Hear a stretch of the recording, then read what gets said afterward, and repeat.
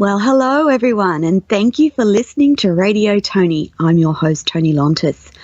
Don't forget to jump onto Facebook and like Radio Toni and follow me on all my social media on LinkedIn, Facebook, Twitter and Instagram. And I'm going to pop those links up in the chat box during the show. I hope you've all had a really good week and life has been good. So as you know, Radio Toni is a platform for the unheard. I'm not afraid of talking about difficult subjects and trauma, which leads us into today's show where we'll be talking about 9/11. So for those that have triggering memories of this, please make sure that you seek help if you need it. I'm not sure there's many people in the world who weren't glued to their TV screens that day as people watched the horror and with dismay at what transpired. The September 11 attacks were a series of 4 coordinated terrorist attacks by Islamic terrorist group Al-Qaeda against the United States on the morning of Tuesday, September the 11th, 2001. The attacks killed 2,977 people. That's not counting the 19 hijackers that also died.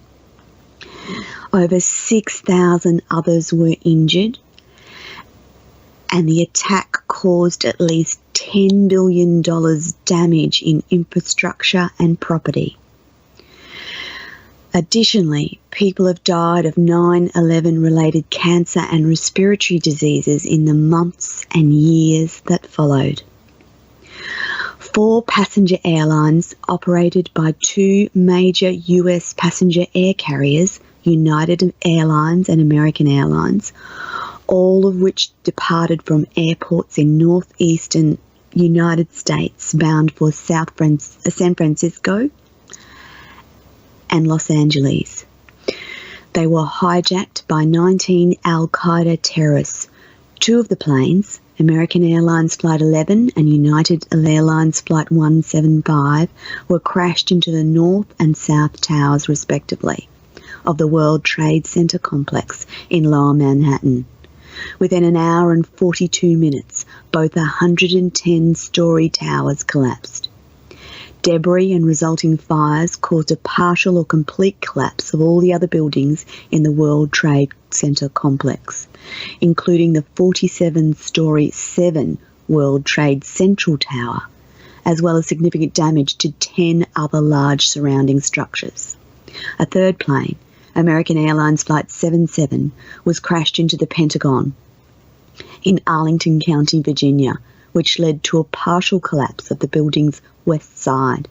The 4th plane, United Airlines Flight 93, was initially flown towards Washington, D.C., but crashed into a field in Stony Creek Township near Shanksville, Pennsylvania, after its passengers thought the hijackers. What brave people they must have been. 9/11 is the single deadliest terror attack in human history, and the single deadliest incident for firefighters and law enforcement officers in the history of the United States, with 443 and 72 officers killed respectively. Suspicion quickly fell to Al-Qaeda. The United States responded by launching the War on Terror and invading Afghanistan to dispose of the Taliban, which had failed to comply with US demands to extradite Osama bin Laden and expel Al-Qaeda from Afghanistan. Many countries strengthened their anti-terrorism legislation and expanded the powers of law enforcement and intelligence agencies to prevent terrorist attacks. Although Osama bin Laden, Al-Qaeda's leader, initially denied any involvement in 2004, he claimed responsibility for the attacks. Al-Qaeda and bin Laden cited US support of Israel, the presence of US troops in Saudi Arabia, and sanctions against Iraq as motives. After evading capture for almost a decade, Bin Laden was located in Pakistan and killed by a SEAL team of 6 of the US Navy in May 2011. The destruction of the World Trade Center and the nearby infrastructure seriously harmed the economy of the Lower Manhattan area and had a significant impact on global markets, which resulted in the closing of Wall Street until September 17, and the civilian airspace in the US and Canada until September 13. Many closings, evacuations and cancellations followed, out of respect or fear of further attacks. The cleanup of the World Trade Center site was completed in May 2002, and the Pentagon was repaired within a year. On November the 18th, 2006, construction of One World Trade Center began at the World Trade Center site. The building opened on November the 3rd, 2014. Numerous memorials have been constructed, including the National September 11 Memorial and Museum in New York City, the Pentagon Memorial in Arlington County, Virginia, and the Flight 93 National Memorial in the field in Stony Creek Township near Shanksville, Pennsylvania. So before we get on to the first break, after which I will introduce our amazing guests for today, Mr. Richard Gage from the American Institute of Architects. Just a little bit about Mr. Gage. He's a San Francisco Bay Area architect of 30 years, a member of the American Institute of Architects, and the founder and president of the Architects and Engineers for 911 Truth, which represents more than 3,000 architects and engineers who have signed the organisation's petition demanding a new investigation of the destruction of all 3 World Trade Center skyscrapers on 9/11. Since founding Architects and Engineers for 9/11 Truth, he has delivered his live multimedia presentation, The 911 Blueprint for Truth, more than 550 times in dozens of foreign countries and 110 American cities to audiences ranging from 100 to 4,000. He has appeared on more than 600 radio and television spots. The mission of AE91 Truth is at the heart of their work. They have a deeply held conviction that establishing the truth is essential to achieving justice for the murder of nearly 3,000 people on that day.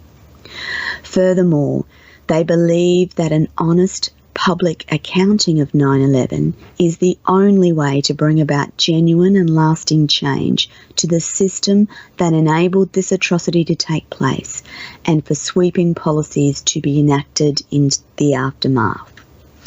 So I'm actually really pleased that we're able to talk to Richard today, and on behalf of his group, Architects and Engineers for 9/11 Truth. He comes with a wealth of experience architecturally and engineering, and I'm sure that you, the guests, will enjoy a wonderful conversation with him today. So don't forget to chat in your questions and let us know what you're thinking about our discussion today. It's incredibly important that we hear what you have to say, and I look forward to all your valuable questions and comments today on this, the eve of the 9/11 attacks in New York City in America. So after the break, I'll be formally introducing you to Richard, and we will be starting the conversation talking about the buildings and what happened on that day, and from an architectural and engineering perspective, we'll be hearing his thoughts on what actually happened. So over to you, Rebel, for the first break, and we'll join you back with Richard. And welcome back to Radio Tony. I'm have free. an amazing guest A with little us earlier. today. Oh, and before it'd have to be 8 o'clock. introduce him, I'll just let you know that I'm willing to do Richard Gage is a member of the American Institute of Architects and founder of the Architects and Engineers for 9/11 Truth. Mr. Gage became interested in researching the destruction of the World Trade Tower high-rises after hearing the startling conclusions of a reluctant 9/11 researcher, David Ray Griffin, on the radio in 2006, which launched his own unyielding quest for the truth about 9/11. As an architect, he's worked on most types of building construction, including numerous fireproof steel-framed buildings. Most recently, he's worked on construction documents for a $400 million mixed urban project with 1.2 million square feet of retail, parking structure and mid-rise office space, together with about 1,200 tonnes of steel framing. Please welcome Mr. Richard Gage AIA. Well, hello, Toni. Thank you so much for having me on. Great to be here with you. Oh, it's such a pleasure to talk to you today, Richard, and I'm really grateful that you've taken the time to talk and listen and to give our listeners an update on all that you've been doing and all that you've discovered around the truth about 9/11. So before we get into the interview, just for those listeners, can you tell us what architects do? Architects design the buildings that we inhabit and occupy and visit. We hire structural engineers to design the bones of those buildings, the structure, all the way down to the foundation. And then we make sure that the contractor builds these buildings properly with the right materials and the best skill. And they're built as you, the experts, have designed them, isn't that correct? Yes. So all of your life has been in architecture and engineering, hasn't it, Richard? I've spent 30 years doing this anyway, for the last 30 years. Yeah. How did you get involved in the 9/11 issue? I was, on the morning of 9/11, just in shock and awe as I saw these buildings coming down on TV. But I pretty much swallowed the official story, for 5 years until I heard on the radio David Ray Griffin, an author now of 10 books on this subject. He was being interviewed in the San Francisco Bay Area on the radio, and I was in my car driving back from a construction observation meeting, and I was just shocked to hear that there was some alternative theory as to how these buildings came down, and that there seemed to be lots of evidence supporting that theory, such as hundreds of firefighters and first responders with hearing sounds of explosions and seeing flashes of light before the collapse of these buildings. And we didn't even know that until August of 2005. He was talking about the ends of these beams trailing thick white smoke clouds as they were ejected from the Twin Towers at 80 miles an hour laterally in all directions, landing 600 feet all around the building. This is not the way. This is not indicative of a gravitational collapse, which we're told in the case of the Twin Towers, the upper portion of the tower above the point of jet plane impacts drove the rest of the building down to the ground and then destroyed itself. But that's not what we see in any of the videos. It's destroying itself in the first 4 seconds, just like a Volkswagen running into a Mack truck would destroy itself. And that's the physics of it. You can't have the lighter part of the structure driving down the heavier, cold, hard, intact steel all the way down to the ground. It just makes no sense in terms of physics. And that's what the videos show. It's destroyed itself. And after that, we have these incredibly powerful, isolated, explosive ejections, even 20, 40, and 60 stories down below this so-called zone of destruction or gravitational collapse. This is not air being pushed out of the building. This is pulverized building materials. So what I'm understanding is that what the people describe is horizontal ejection of building parts where you would expect vertical collapse. Is that my correct understanding, Richard? Yeah, we'd expect, for instance, there's 110 floors in each of these towers. In a gravitational collapse, we'd expect 110 of these floors stacked up and certainly mangled, but guess what? On top of each other, though.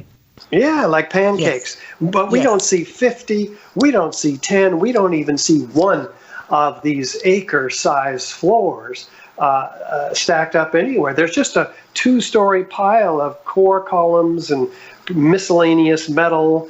Where's all the concrete? Well, you look at the videos and you can see that it's being pulverized in midair, and this is to a fine powder, which is spread across lower Manhattan in a 3 square mile area, 3 inches thick. The dust is composed of 30% concrete.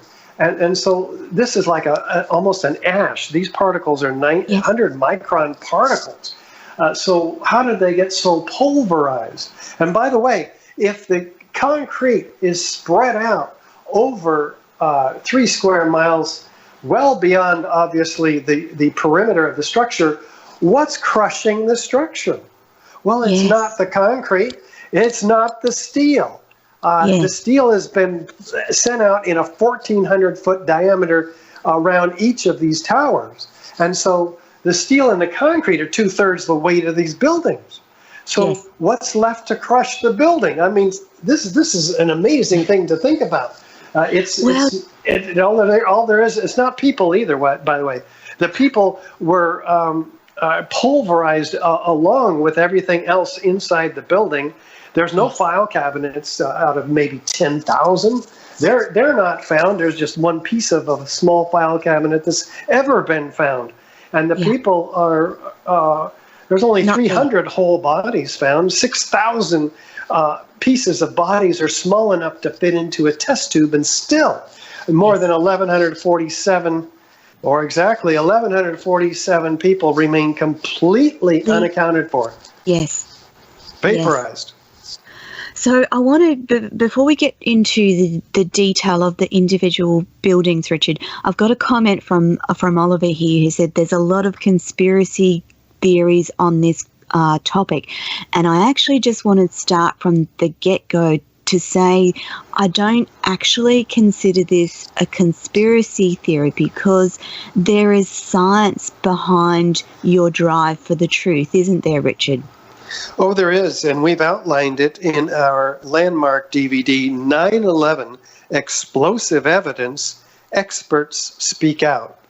It's free on YouTube. Yes. And everybody can watch it there. Yeah. So let's get into the individual buildings. So Building 7. Now let me get this correct. It was at it was one of the smaller buildings, kind of at the center of the World Trade Center. Oh, yeah. Not the center, actually. It's on the edge, but it is part of the World Trade Center. And why was building so important in 9/11? Well, Building 7, many 9/11 researchers consider the smoking gun because it's so obviously a controlled demolition. I mean, listen, here's a 47-story skyscraper that in the afternoon of 9/11, after witnesses hear explosions, which we've included in our DVD online at YouTube, the building drops suddenly, smoothly, symmetrically, straight down into its own footprint in under 7 seconds. And this is at free fall acceleration, as fast as a bowling ball falling out of the sky. So how does that happen? How does that happen? It looks exactly like the controlled demolitions like the old hotels in Las Vegas we're used to looking for in the States. How does it happen? Well, you have to remove the columns in the building virtually simultaneously, because the NIST, the National Institute of Standards and Technology, claimed that fires, normal office fires, brought this building down. And if you look at the fires in these buildings, in this building, they were few, small, and scattered. And fires have never brought down much hotter, larger, and longer-lasting fires than this have never brought down a skyscraper before 9/11. And remember, this building was not hit by an airplane. So no, this it was is a completely classic not. case. Yeah. It's a classic case of controlled demolition. So anybody who looks at this building knows it's a controlled demolition, and yet we're being lied to by our government about this, and by the media, by the way. 90% of which is owned by just 6 corporations, actually 5 now. They've consolidated. Disney bought Fox, and now who owns and directs those media conglomerates? Well, they're directed by people who direct corporations in the arms industry, the oil industry, the banking industry, the insurance industry. All of whom work very well together, apparently, to deceive the American public. That's actually quite fascinating to bring that into the discussion, that we, the world, are being duped by what we are hearing. And that's why it's so important to have people like you on my program, Richard.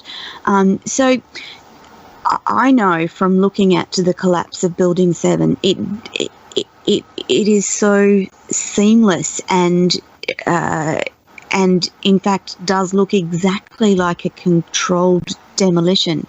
So I'm wondering if you've thought further around why they did that, because there were actually people in that building on that morning. Well, are you referring to Building 7? To Building 7, still on Building 7, yes. The building was evacuated.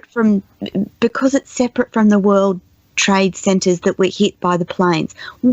What would be the purpose of destroying another building in the vicinity? That's what I'm trying to understand. I won't speculate on why they took out Building 7, but we know that they did.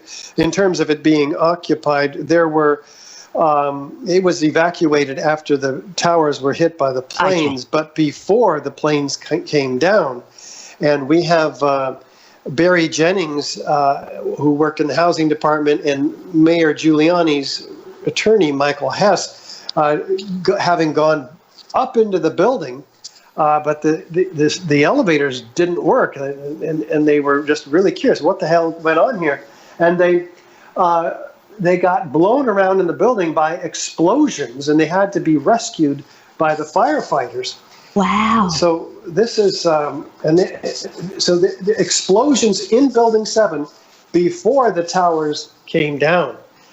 That's quite a story. And in the case of Barry Jennings, he says he saw dead bodies in the lobby.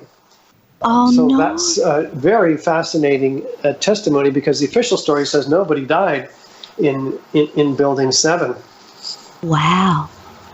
So I also heard that there were squibs, SQUIBS, on Building 7. What are those? In the controlled demolition industry, these are simply the effects of explosions, bursts, isolated ejections of explosives of pulverized building parts. These do occur in Building 7. They're more pronounced in the Twin Towers. As I mentioned, up to 60 stories down below what we're told is a collapse. But these are clearly evidence of explosions in the building. Yeah. Okay. So Ivy, one of our listeners, wants to know, are you saying it was done on purpose? Well, you don't have hundreds of explosions traveling symmetrically down all 4 faces of each of the Twin Towers, shattering the structure from top to bottom into its original 37.5-foot lengths for the columns. That doesn't happen by accident. So obviously it was done on purpose. So yes, we're talking about a pre-planned event, and the forensic science shows exactly that. We're referring to the U.S. Geological Survey, for instance, in their toxicological studies, finding up to 10 tons of previously molten iron microspheres in all the World Trade Center dust. 6% of many of these samples are molten iron spheres, about the diameter of a human hair. They don't know where they came from. The EPA calls them a signature component of the World Trade Center dust. So this is direct evidence of what? Molten iron. Iron doesn't even melt until 2,800 degrees. Exactly. And there's pools of molten iron. Yeah, there's pools of molten iron underneath both towers and Building 7. There's molten iron pouring out of the South Tower minutes prior to its collapse. So all of this evidence that we see, including the crab claw excavators lifting up this debris with molten material pouring out of it. It's yellow, bright yellow, so we know it's molten iron or steel. It's not lead or aluminum, which doesn't glow bright yellow in molten conditions in daylight.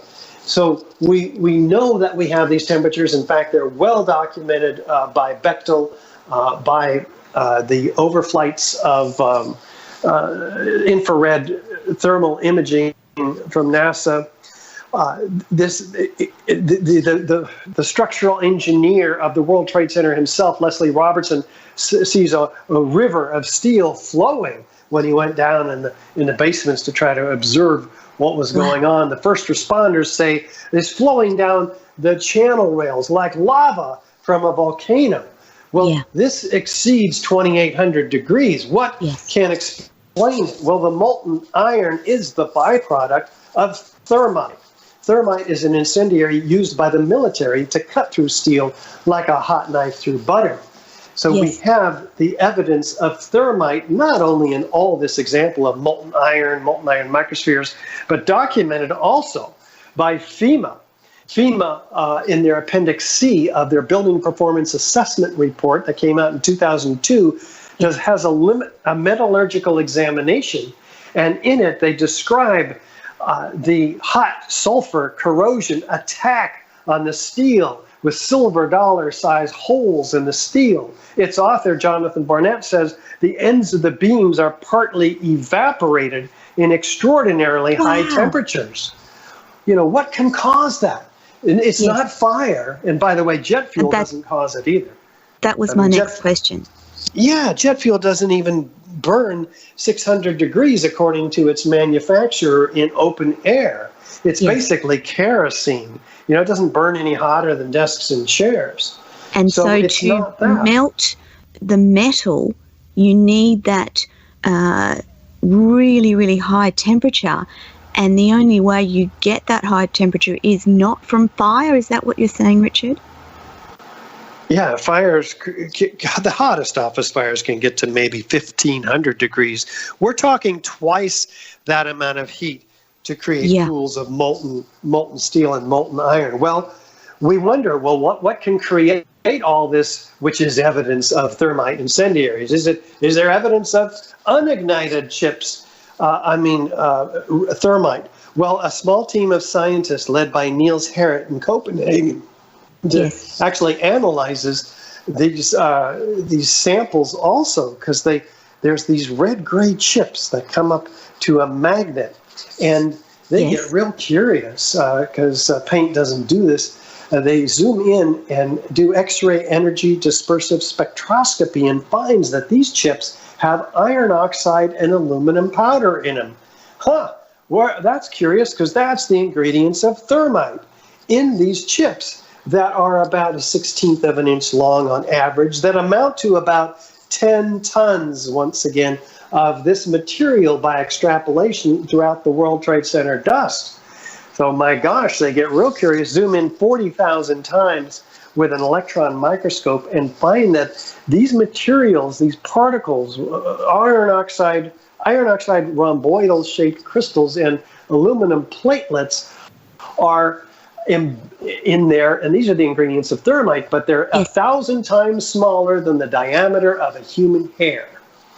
How did they get that small? They're set in a organic bed of oxygen, silica, carbon. This is material, organic material, which provides the expansion in TNT. So here we have an incendiary that apparently has been engineered to become more explosive with a small size, indicating incredibly, exponentially large surface volume for faster chemical reactions, more explosive. Yes. But here's the thing, Toni. Wait, listen to this. You're not going to believe this. What happens when they put these chips in a heater, a differential scanning calorimeter? They ignite and they produce an incredible amount of energy. And what? Molten iron microspheres with the same chemical signature that the molten iron microspheres found by the U.S. Geological Survey and R.J. Lee, another independent consulting firm, that found. So we know where all those 10 tons of molten iron microspheres came from. They came from these red-gray chips. It's just extremely clear. So it's a set of internally consistent, self-corroborating, repeatably, experimentally data that could be used to bring these perpetrators, whoever they are, away for a long time.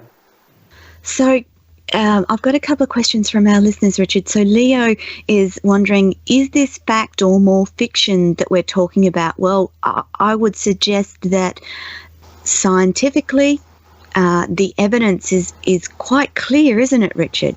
That it's fact. We're not talking fiction. These are the facts of what the building, the collapsed building, is showing us. So in the collapsed building, we found this, and this, and this can only come about in this situation.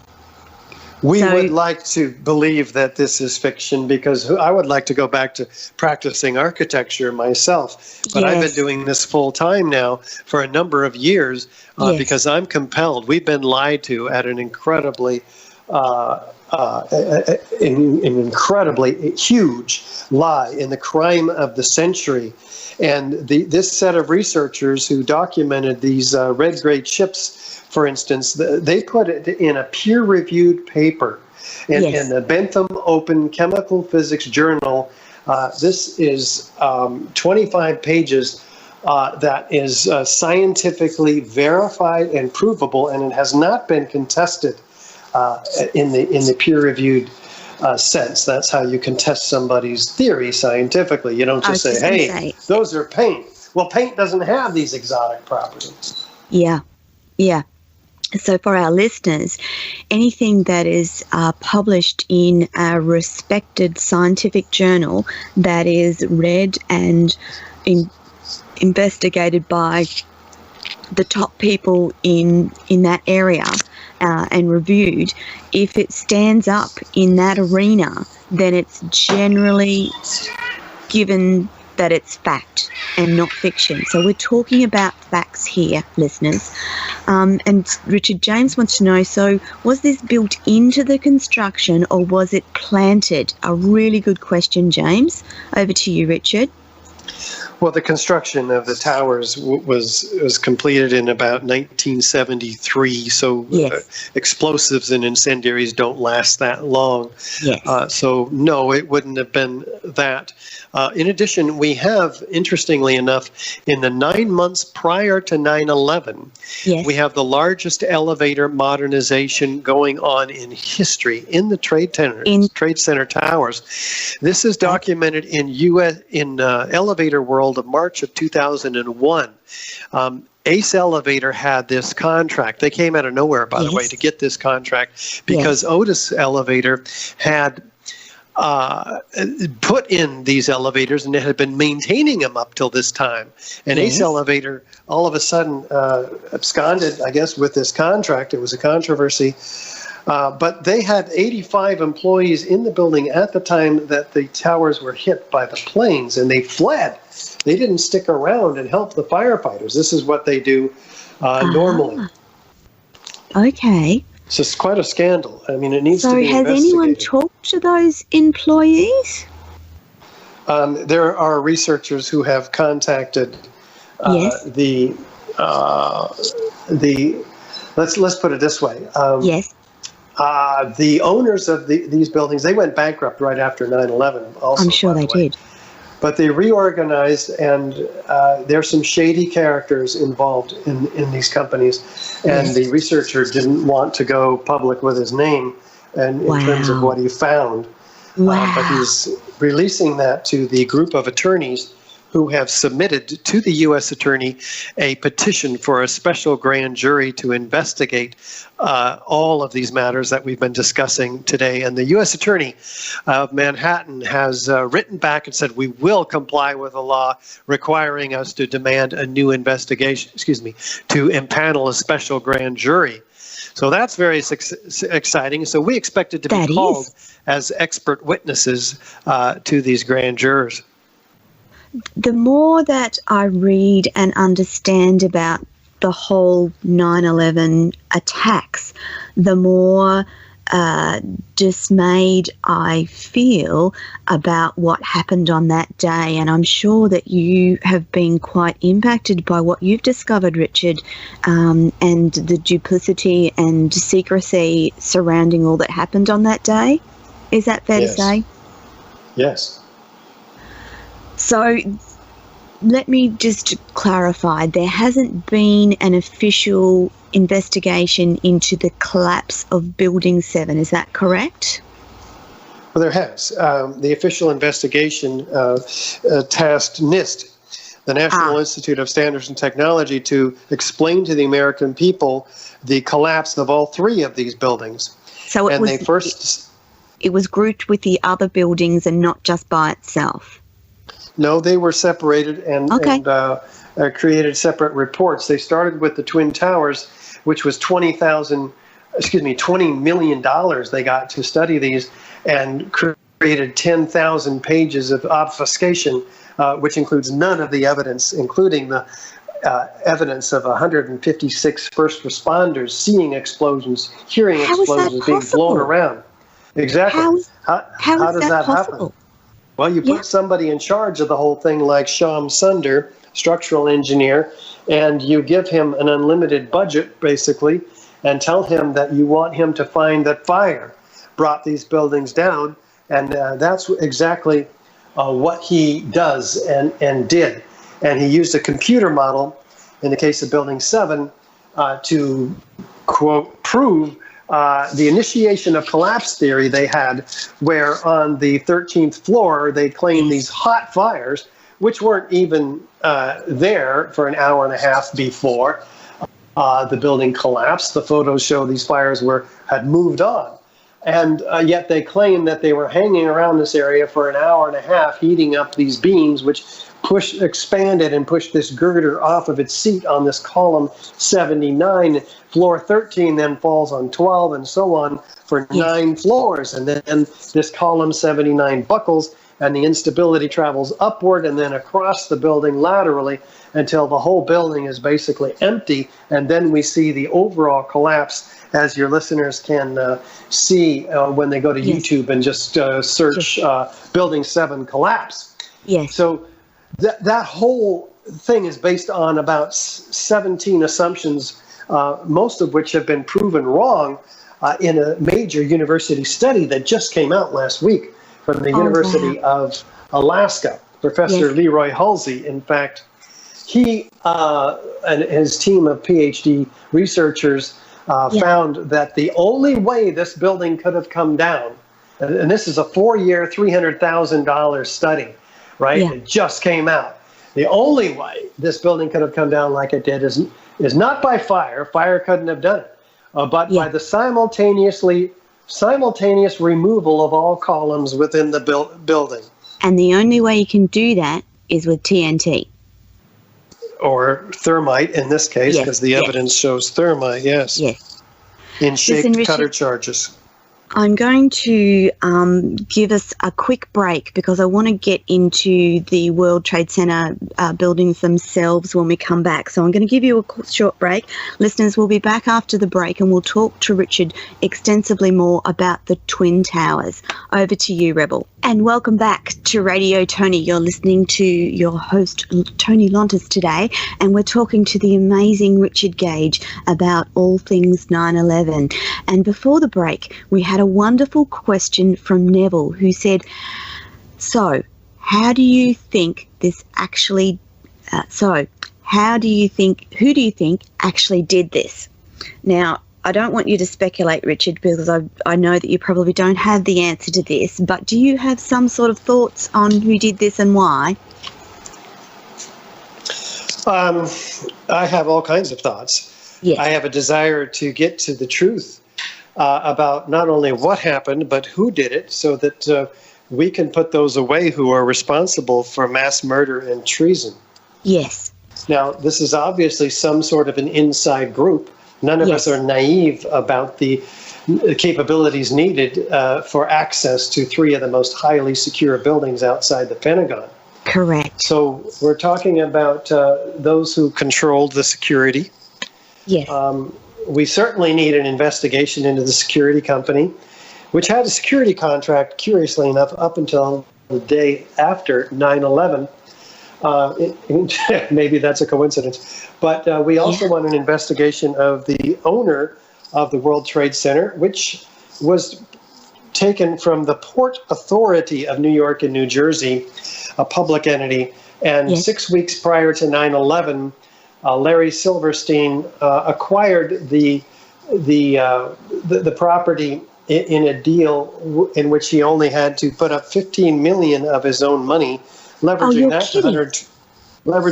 to $125 million, and then leveraging that to $3.2 billion somehow, to where he walked away after placing all kinds of incredible insurance for terrorism and so forth.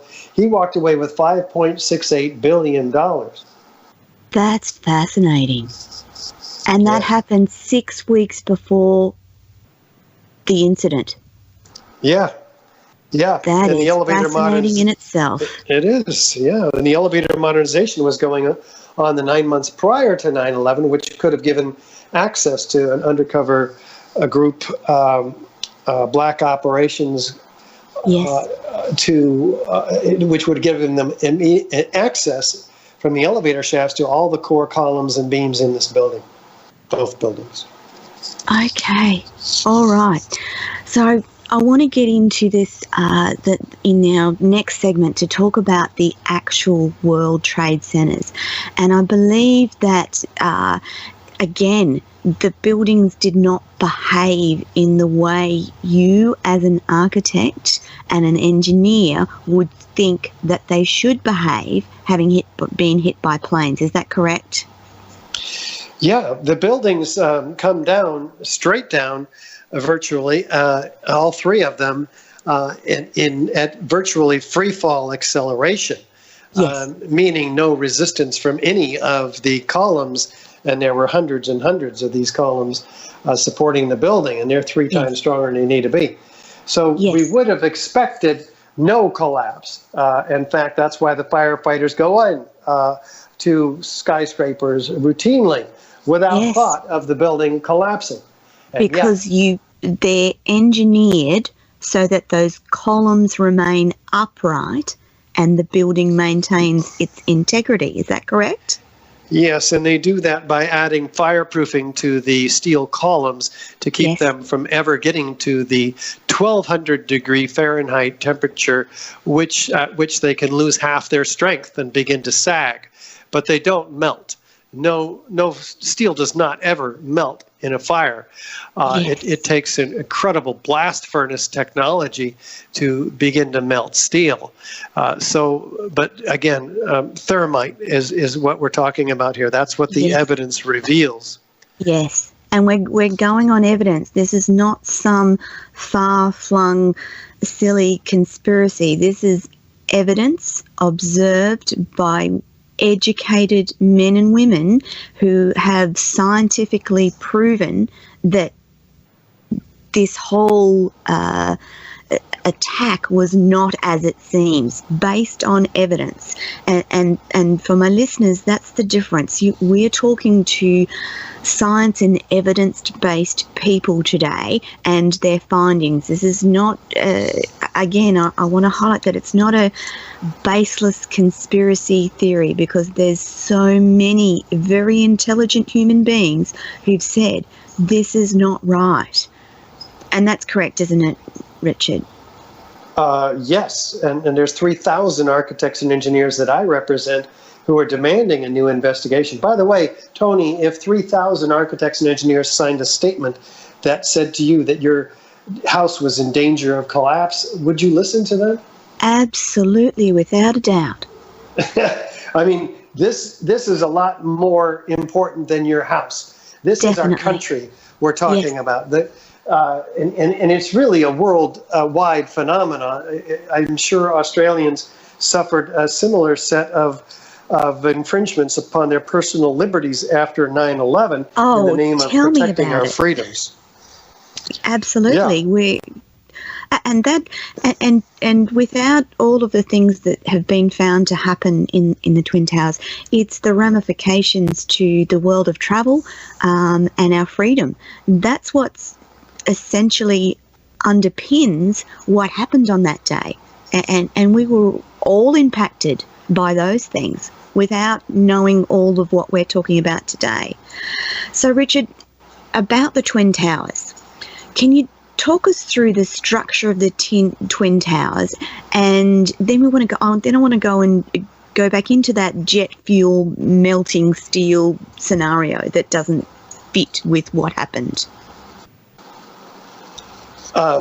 Yes, well, the towers themselves, we're talking about 47 massive core columns that are almost solid steel at the bottom in the 52 inches by 22 inches, and getting smaller and smaller as they go to the top is virtual pyramid, right? The lightest, smallest I-beams, wide flange columns are at the top, only 3/8 inch thick. And in terms of the exterior structure, you have 14-inch square steel tube columns that maintain their exterior dimensions, marching all the way around the outside of the building every 3 feet 4 inches, and they get thinner and thinner until they're a quarter-inch thick at the very top. Again, a virtual pyramid and almost solid steel down at the bottom, 4-inch thick slabs of steel to support all this weight. These, between the core columns and the exterior columns, are these lightweight steel trusses which span 35 feet on one side and 60 feet on the other. Mm-hmm. And these are the vulnerable area of the structure that NIST focuses its initiation of collapse theory on, because they say that the fires started by the jet fuel. Again, most of the jet fuel burned up outside the building. According to NIST, 90% of it outside, and only 10% of it was left burning inside, but it was gone in 10 minutes. So after that, we basically have normal office fires. But they claim that the impact of the airplanes caused the fireproofing to come off of the lightweight steel trusses, so they were more vulnerable to sagging under the influence of the heat of the fires in the building, and that when they sagged, they pulled in the perimeter columns, and that these this uniformly, by the way, all around the building, so they all failed at once, which is extremely unlikely. This uniformity and symmetricality, it's in a very chaotic organic fire scenario. It just can't happen. I mean, unplanned events. Let's see. Buildings don't. What's the word? One of our fire protection engineers says, unplanned events do not create uniform collapses. That's exactly the point I was thinking just then. So the impact of the plane was a one-sided, no symmetry anywhere event, yet the building came down with symmetry to it right down to the ground. So just thinking it over logically, it doesn't make sense even from just the initial impact, does it, Richard? No, you've got hundreds of explosions you can see traveling down. There's close-up videos of these. Yes. Hundreds of explosions. They can't be anything but explosions. They're not floors collapsing inside of there. And that's not what these first responders are hearing. By the way, most of them are quite clear in their order of events. These first responders, 156 of them, are recorded on tape by Thomas von Eschen, the fire commissioner.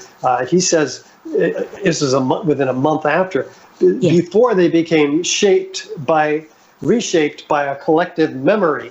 That's why he says that he did this. And in these recordings, we find that a lot of them are describing a train running under their feet, the ones who are outside the building. Yes. And then they look up, and then the building is coming down, or an explosion blew out all this, and then the material comes down, or pop, pop, pop, all the way around the building, all these explosions, and then the building is coming down. It's fascinating. It's very clear what they're talking, the order in which they're talking about. It's not the building coming down creating these sounds of explosions, which is what we're told by official story. Yeah.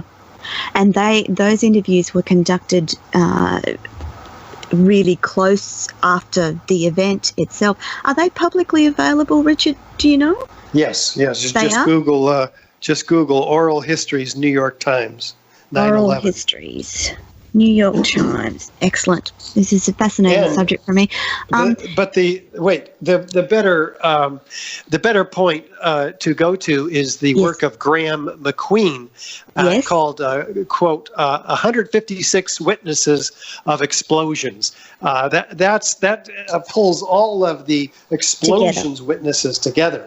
156 witnesses of explosions in the Twin Towers. That's what I would search. Ah, that's fantastic.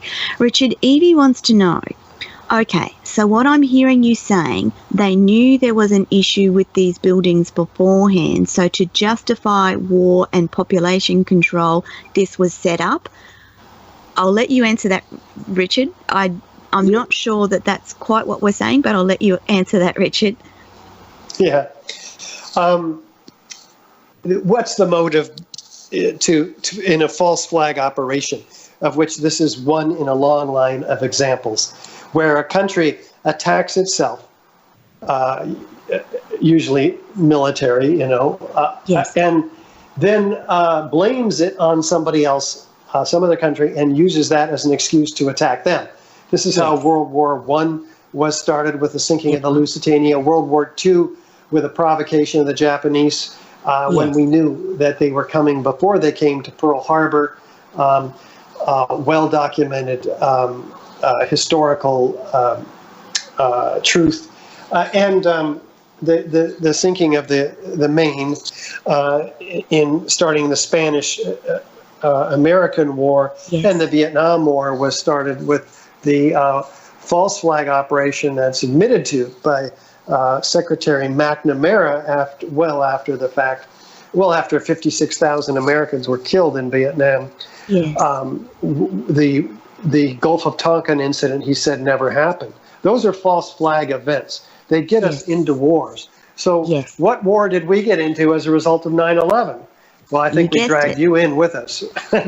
Afghanistan, right? Now the resources of Afghanistan have been taken over, including the opium, which is well documented, the vast increase in opium production after the Taliban was kicked out of Afghanistan, researched by others. I haven't done that research myself, but that's what I understand. And the Iraq, we've taken over the resources in Iraq after blaming them for ties to Osama bin Laden and weapons of mass destruction, which never were found. So back to our discussion about the Twin Towers. So the Twin Towers investigation found similar components, didn't they? They found sulfidation, rapid oxidation, irregular granular melting in the collapse of the Twin Towers as well, didn't they? Yeah, building Appendix C of the report, Building Performance Assessment Report by FEMA, documented very carefully in this metallurgical examination this hot corrosion attack on the steel, which we discussed earlier. And this is can only be created with sulfur and liquid molten iron. It's very clear. There's no other explanation for this other than thermite. This is the evidence of thermite. It can be evidence for no other set of chemical reactions. And yet, NIST completely threw out this metallurgical evidence when they took over the investigation in 2002 and published their report years later, and never even responded to accusations or questions about did you test for explosives. They actually claimed they found no evidence for explosives, but only years later they acknowledged that they never tested for them. Oh, wow. Wow. But what they did find, you can clearly be attributed to an explosive event, yeah? Well, NIST didn't reveal the evidence for an explosive event. They withheld it from the American people, even though they were tasked by Congress to explain the collapses of these to the American people. But you can see, I mean, just the videos themselves are direct evidence of explosive destruction in the case of all three buildings. There's no question, but people don't want to imagine this because then they would have to come to the realization that their government has lied to them on a grand scale, and that the world is not as clear as we thought it was in terms of a safe place to raise our children, et cetera, et cetera. We've all been manipulated through shock and awe to go to war in a faraway place and make very rich people around the world.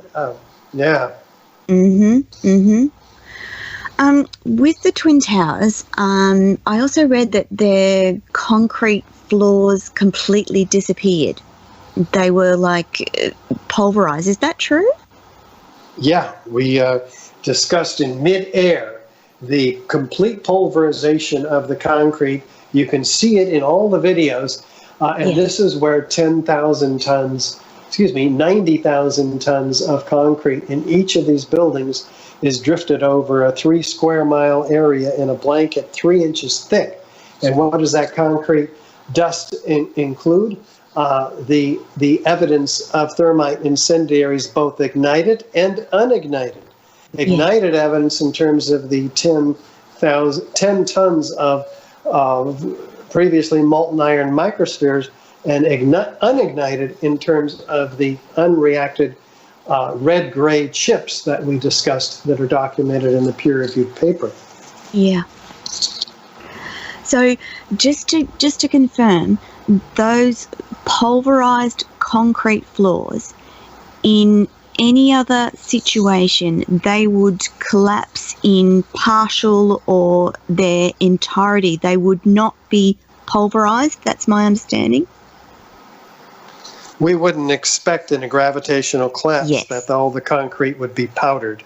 No. Correct. That can only take high energy explosives in the case of the Twin Towers, and perhaps also in the case of Building 7, which is more like a classic implosion, like the old hotels in Las Vegas that we see in our country. That is a very controlled event where the outside of the building is pulled over the core, which is pulled down first, and then it just falls and collapses like a house of cards into a nice neat pile centered in the footprint of the building. That's very classic in the case of Building 7. The Twin Towers were a very explosive event where all the insides are completely blown out. It's amazing more people, didn't demand truth about this event from day one. But we were all in shock. Who was questioning their government at that time? It was unpatriotic to even question that we were going to war. Yes. Mason wants to know, do you think if the government did this, the people would revolt and take the government out? Sure, they would. And you know, half the people in America think something's fishy about 9/11. Half of those can cite some of these points of evidence that we're talking about here, Yes. and are very up on it. So there's a lot of people aware. Why they're not all out in the street, I don't know. That's a whole nother important question. But eventually here we're going to have a choice, because this controversy is going to be invading Congress, where we are now in Washington, D.C., meeting with congressional representatives, along with Christopher Joya, who is one of 5 fire commissioners who collectively have voted unanimously for a resolution demanding a new investigation. This is a New York town whose fire commissioners have unanimously voted for a new 9/11 investigation based on the evidence that we're talking about. So he and I and the Lawyers Committee for 9/11 Inquiry President Dave Meiswinkle and 9/11 family member Bob McIlvaine gave a historic press conference at the National Press Club in D.C. here yesterday morning. And then we all spent the afternoon fanning out across Congress with pre-made appointments. I personally spoke with Steve King from Iowa, a representative who really listened, really had great questions, and wanted to know what was going on. And I intend to follow up with him, because he wanted to see these building collapses. We didn't actually take time to watch the DVD at the time. But some people are listening. Most people in Congress are not willing to rock the boat. They kind of have to give you an ear for 10 minutes at least, but you can tell they're not interested. Why do you think that they don't think that this is important for the American people as a whole? Wouldn't you They can't afford to think that.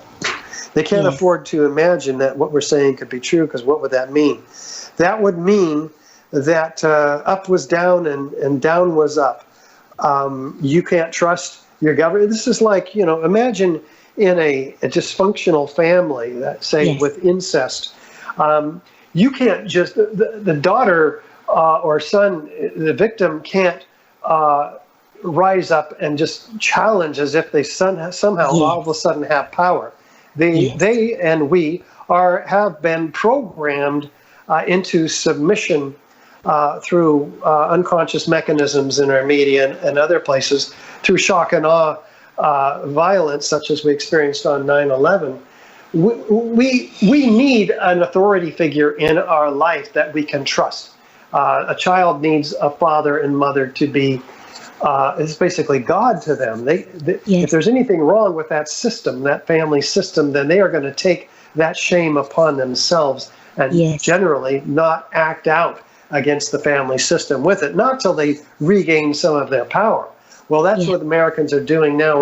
We're regaining some of our power by an increasing awareness and increasing less taboo label on this on these conspiracies, such as, for instance, Jeffrey Epstein, which is a household awareness.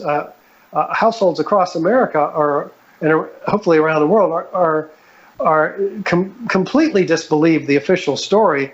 But that the media is trying to tell us that he committed suicide. No, he didn't. Who believes that? So this is empowering to those of us who have been disempowered through various processes in our societies.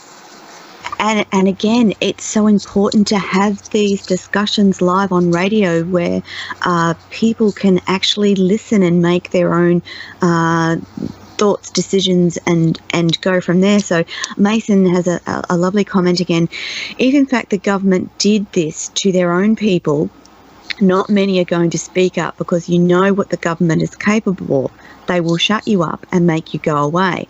So I'm a bit like Mason here. Do you have people that protect you, Richard?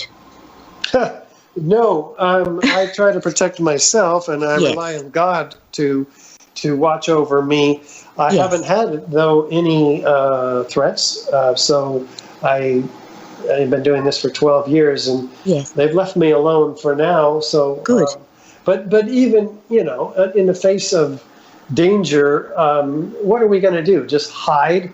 No, I agree. I'm going to speak out because I'd rather die speaking the truth than live in a police state where you can't speak out and call, the emperor has no clothes. In this case, the government has lied to us Yes. at an unimaginable scale. And it's not just one government for the American people, it's successive governments that have lied to the people. Isn't that scary? Yes, yes.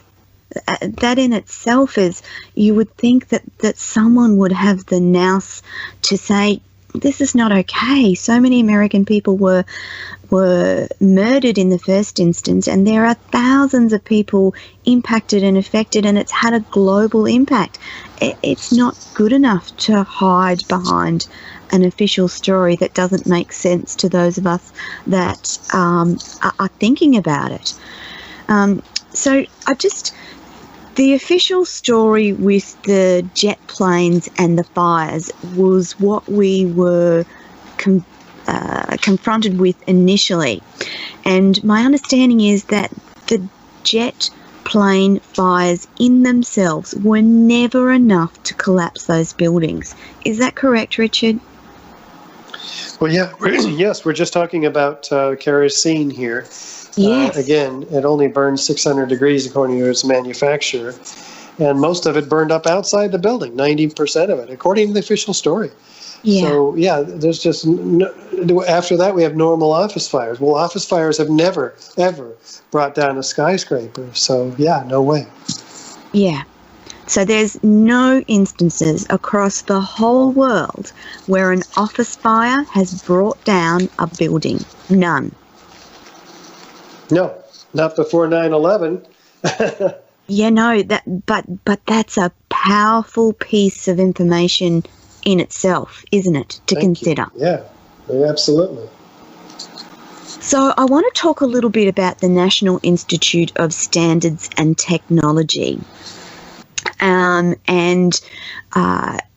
I know that you've done a bit of work around the percentages of time allocated to sections of the reports that they did, and I'm wondering if you have some further thoughts about what the work of the National Institute of Standards and Technology is and should be going forward. Well, they came out of, they have never done a building investigation, a failure investigation. Right. Before. They were tapped by the Bush administration after having changed its leadership when they came into power to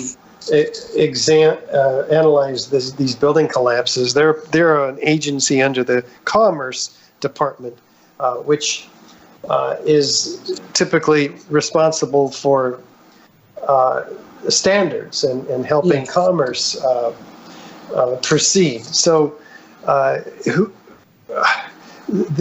going forward, they should probably go back to doing what they were doing instead of producing fraudulent reports. Yes. Are they still involved in any way in the stuff from 9/11, or is the work kind of completed now? Their reports were completed in 2004 and 2008 for the Building 7 collapse. And when they get questions, they simply refer to their reports and basically say that we stand by our reports. They don't answer the kinds of questions that we've been asking today. Yeah. Okay. So you're in Washington, D.C. at the moment, and you're meeting with lots of people. How many did you say that there were in your little group doing that at the moment? We had, overall, we had a couple of dozen people fanning out across the Congress to distribute our petition signed by 3,000 architects and engineers demanding a new investigation, delivering the Bobby McIlvaine Act, which is draft legislation for a new investigation, trying to find one honest congressperson who will listen and then submit, introduce this into legislation. Okay. We also provided us the cards showing the evidence of Yes. what we've been discussing today. Yes. So we've done this every year for 5 years now. Oh. It's a ritual for us, I suppose, on September 11th. You do it every year. So no one's taken up your petition thus far? No, we don't have a real bite from congressional representatives, unfortunately. How disappointing. And let's face it, I think it would be very difficult for them to take this on. It would take a real maverick who had nothing to lose, and everybody's got something to lose in Congress. Yeah. Okay, Richard, we're just going to take a final short break. When we come back, I'll ask our listeners for some final questions and we'll do a bit of a sum up, but I'll give you another quick break. So over to you, Rebel. Oh. Welcome back, everyone. You're listening to Toni Lontis on Radio Toni. Unfortunately for us, Richard's had to leave our interview this morning. As you know, he is in Washington, D.C., meeting with members of Congress to try and to get some sort of investigation into the truth of 9/11. We wish him all the best and in that endeavour. And so I thought that to round off the program, we'd bring you some good news stories from the 9/11 attacks. And following those attacks, there was a lot of traffic to a site called Good News Network. And in the days after, people searched for some good news to counteract the horror and the tears that were happening. And before I tell you the first of our stories, Justin wants to know, see, the government is making him shut up as we listen. Well, yes, he was disappointed to have to leave suddenly, but it's important work that he does. And I guess when you're summoned by congressmen to talk to them, you have to go where you're called. So we very much appreciate having Richard on the show and talking to us all about the very scientific elements that convince many of us that the 9/11 attacks were orchestrated in some way by someone unknown, most probably with government knowledge as well. So back to the good news that came from that horror. I'm just wondering, listeners, do you remember where you were and what you were doing that day? I can clearly remember watching the television and the photos and news stories that were coming through constantly during that time and feeling horrified on behalf of the American people and just incredulous that what was happening in their great city of New York. Henry wants to know, are you sure he's safe? I'm assured that Richard is safe. He has a large number of people around him, and I'm sure that he will be okay. He did tell me privately that he does take measures to ensure that he's safe, and that he keeps plenty of people around him so that he is safe. But as you can understand, there's probably an element out there that would like him to stop talking about the evidence from 9/11. But I will keep you, the listeners, posted if I hear anything. I will be talking to Richard again after next week after the show, just to make sure that he is okay, and I will pass on your thoughts to him as well. So back to some good news that came from 9/11. If you heard that there was a really wonderful, inspiring story of that day, and it happened in the tiny town of Gander. On September 11, thousands of Good Samaritans were inspired to generosity, kindness and helpfulness, and we were inspired by what they did. When all North American airspace was closed on 9/11 following the terrorist attacks in New York and DC, Delta Flight 15 and 52 other airplanes from all across the world were diverted to Gander International Airport in Newfoundland. Under the direction of the Red Cross, the town of Gander and surrounding small towns and communities sent convoys of school buses to ferry the 10,500 stranded passengers to high schools, meeting halls and lodges where they were given cots and mats with sleeping bags and pillows. Families were kept together. The elderly were taken to private homes. Women's only facilities were made available. High school kids worked to take care of the plain people. Stranded passengers were offered phone calls and emails once a day. All were offered a choice of excursions for boating on the lakes and harbours or to visit the forests. Bakeries baked fresh bread. Food was either delivered or eateries served it up. Tokens for laundromats were offered. Every need was met. The Red Cross knew where each person was and when to shuttle them back for reboarding onto their flights. A flight attendant recalls when passengers reboarded, it was like they'd been on a cruise. They were swapping stories, impressing each other with who had the better time, and one flight to Atlanta looked like a party. The passengers were totally bonded, and they were calling each other by their first names, exchanging phone numbers and addresses.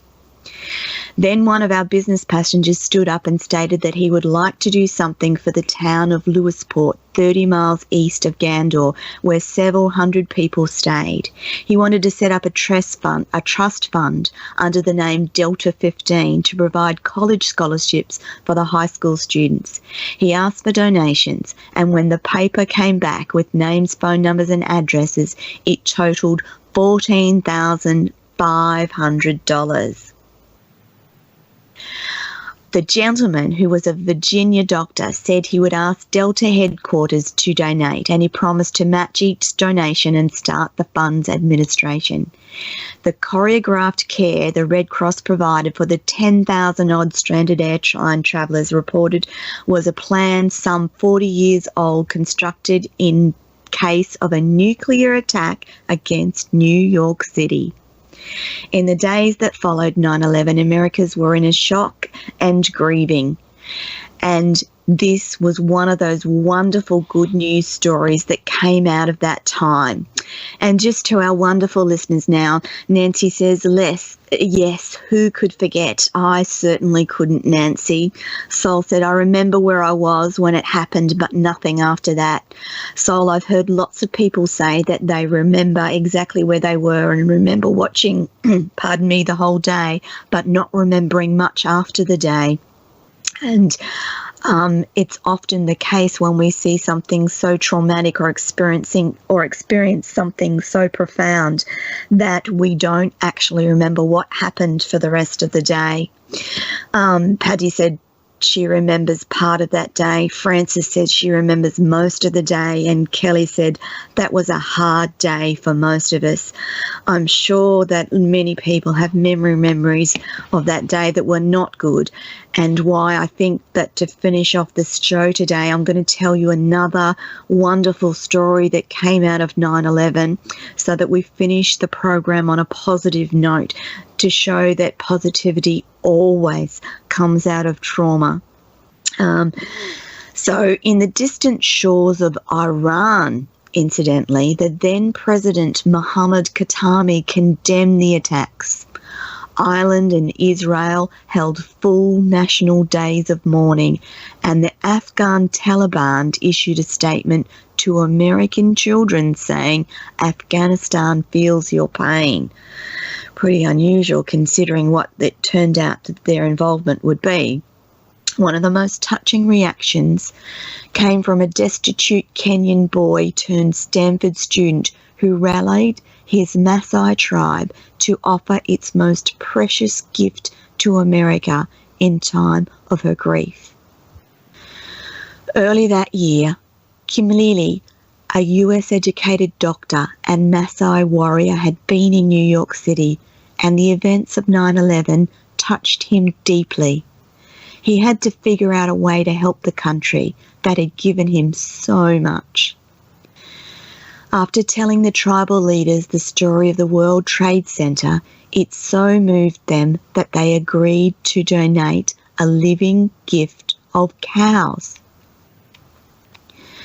The cows were donated to the American people in a show of solidarity and understanding, and in the hope that the sale of the purchase of these animals would help in some way ease the pain of the American people. So I'm going to throw to a little break now, and I will join you after the break and tell you just what we've got on next week. Over to you, Rebel. Welcome back, and you're listening to Toni Lontis on Radio Toni this week. What a powerful show it's been. I'm really appreciative of you, the listeners, today for your interaction with Richard on a powerful subject of 9/11 and the terror attacks, and that perhaps we've all been duped by what we've been told. I will pass on to Richard your sentiments, and I thank you so much for your wonderful questions today. So over to next week on Radio Toni, where we will be talking to a wonderful woman by the name of Bren Blankenship, and she's the author of a book called The Limitless Soul, Hyper-Regression Case Studies. So Bren discovered the power of hypnosis and meditation while an actress working in commercials and film at the professional level. Bren used hypnosis as a way of removing boundaries, opening new doors in her career, and for self-healing. She found it to be a wonderful tool for calming the mind, relaxing the body, and freeing the instrument and allowing her character to emerge. Bren changed careers to become a full-time hypnotherapist out of a strong desire to help others through her own transitions and healing. She found it to be rewarding and went on to become a hypnosis instructor, helping students to hone their hypnosis skills. Bren has taught internationally, and her certification courses in the US draw an international student base to them.